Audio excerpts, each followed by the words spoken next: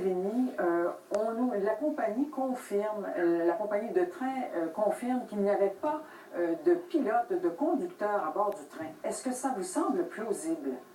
Bien, c'est plausible dans un cas où il y aurait eu un transfert d'équipe, c'est-à-dire que dans le fond, quand une équipe finit à bout de 10 à 12 heures de travail ou à bord de la locomotive, l'équipe va se ranger à bord d'une voie qui s'appelle une siding, une voie de garage qui est parallèle à la voie principale. Et ensuite de ça, c'est qu'il y a certaines choses sont supposées être appliquées, mettons un dérailleur, des freins manuels, des freins sous la locomotive, qui font en sorte que le train puisse rester stand-by en attendant l'autre équipe qui va embarquer. Je sais pas, ça peut être une demi-heure, 1 heure, 2 heures, 3 heures, tout dépendant de comment ils vont gérer la situation avec les employés. Fait qu'à ce moment-là, ce qui peut être arrivé, c'est qu'il y a eu des défaillances. J'ai vu des photos, moi, qui montraient la locomotive en feu vers 11h30 à Nantes. À ce moment-là, c'est peut-être une défaillance à bord de la locomotive qui a relâché les freins de la locomotive et peut-être même les freins du train, ce qui aurait fait que le train aurait pu facilement passer seulement avec la gravité. On sait que ça peut peser jusqu'à une centaine de tonnes, même un millier de tonnes. Fait que seulement avec le poids et une petite gravité de 1%, 2%, 3%, le train peut prendre rapidement de la vitesse et ça donne ce qu'on a vu ce matin. Est-ce que c'est sécuritaire, ces pratiques-là? Là, on le voit. Dans l'histoire, par contre, est-ce que vous êtes, je ne sais pas si vous êtes au courant, mais est-ce que c'est arrivé souvent, ça, de tel type d'accident? Vu de l'extérieur, ça ne surprend pas de conducteur dans un train qui transporte en plus du pétrole brut. Vu de l'extérieur, c'est plutôt inquiétant. Oui, c'est malheureux, mais c'est des choses qui peuvent arriver. Là, à ce moment-là, ils transportaient du pétrole, puis le train, à cet endroit-là, il y a justement une pente assez... pour une locomotive, c'est une pente qui est très élevée. Alors, le train peut avoir pris malheureusement beaucoup de vitesse, mais c'est des choses qui arrivent, des wagons qui glissent sous la gravité, puis qui peuvent se retrouver sur les voies principales, causer des blessures dans les cours de triage. C'est des choses qui arrivent régulièrement, mais... écoute, c'est vraiment malheureux ce qui est arrivé. J'espère juste qu'il n'y a pas eu négligence à propos de ça, mais ça, je peux pas rien dire là-dessus. Je ne sais pas exactement ce qui s'est passé, mais moi, ce que je vois, ce qui est le plus plausible, c'est ce que je viens de vous dire. Quels sont les protocoles pour les trains, pour les changements de car? Est-ce qu'il y a des protocoles particuliers? Est-ce que ça fait partie dans toute l'industrie du train, qu'on soit au Canada ou aux États-Unis? Est-ce qu'on a les mêmes protocoles pour assurer la sécurité? Ça diverse, c'est un petit peu divergent tout dépendant de la compagnie, mais en gros, c'est pas mal tout la même réglementation ferroviaire qui régit les chemins de fer à travers le Canada et les États-Unis.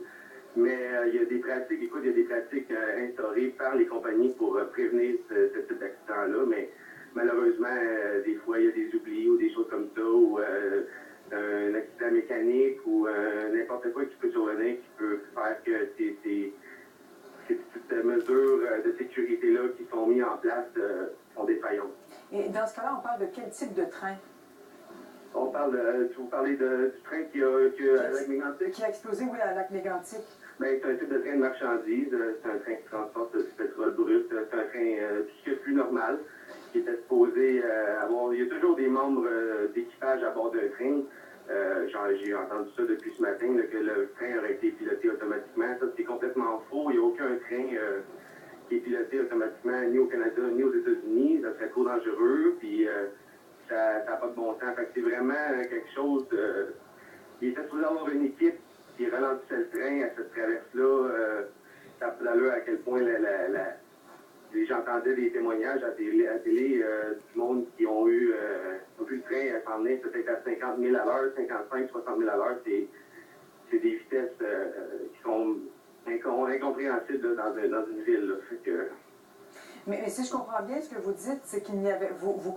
parce que là, tout à l'heure, vous avez dit que c'était plausible qu'il n'y ait pas eu de pilote. Est-ce que je me trompe?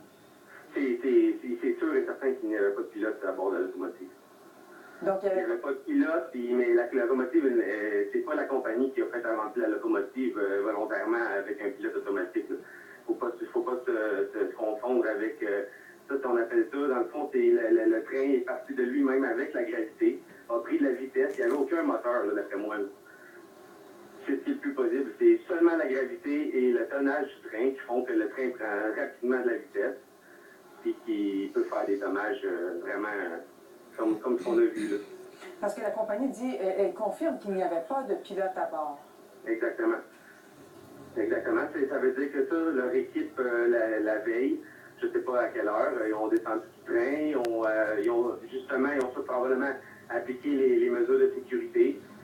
Mais ce qui s'est passé, je ne peux pas vous le dire, j'ai aucune idée, je ne veux pas m'avancer sur rien, mais la seule chose qui est sûre, c'est qu'il y a eu un transfert d'équipe. Mais pendant que le train est parti entre les deux transferts d'équipe, c'est-à-dire que le train était supposé être sécurisé dans la voie de garage en attente de la prochaine équipe qui monte à bord. Bien, donc c'est une courte période. Il y a eu c'est pas un train qui roule comme ça tout bonnement. C'est qu'il y a eu, selon votre analyse à vous, ce que vous en connaissez en raison de votre expérience, vous êtes un ancien chef de train, ce qu'on doit comprendre, c'est que pendant le changement de quart, ben, il y a eu un petit moment, en tout cas, il y a eu une période sans personne, mais un train ne circule pas sans conducteur. C'est ce que vous nous dites. Exactement, c'est ça, madame. Bien. Alors, Pierre-Luc Sévigny, ancien chef de train, vous avez travaillé pendant 9 ans chez le Canadien Pacifique. En terminant, vous êtes originaire de Lac-Mégantic. Est-ce que vous avez de la famille, des amis qui manquent à l'appel? On a contacté, j'ai beaucoup de familles là-bas, on a contacté quelques personnes, on a réussi à appeler quelques personnes, mais il y a toujours certaines personnes qui manquent à l'appel, la sœur d'un de mes oncles et quelques personnes, on sait toujours pas à quel point ça a été touché, combien de victimes et qui était à quelle place, à quel moment. Fait qu'on attend des nouvelles, puis je suis vraiment dévasté de voir ces images-là ce matin de ma ville. J'étais supposé justement de partir en vacances dans 2 semaines. Fait que c'est quelque chose. Bien sûr, c'est éprouvant, Monsieur Pierre-Luc Sévigny. On pense à vous et à votre famille, et à toutes les autres familles là, qui sont dans l'attente de nouvelles de leurs proches. Pierre-Luc Sévigny, merci d'avoir pris le temps de nous éclairer sur cet aspect du monde du train. Merci beaucoup. Aucun problème, merci. Au revoir. Au revoir.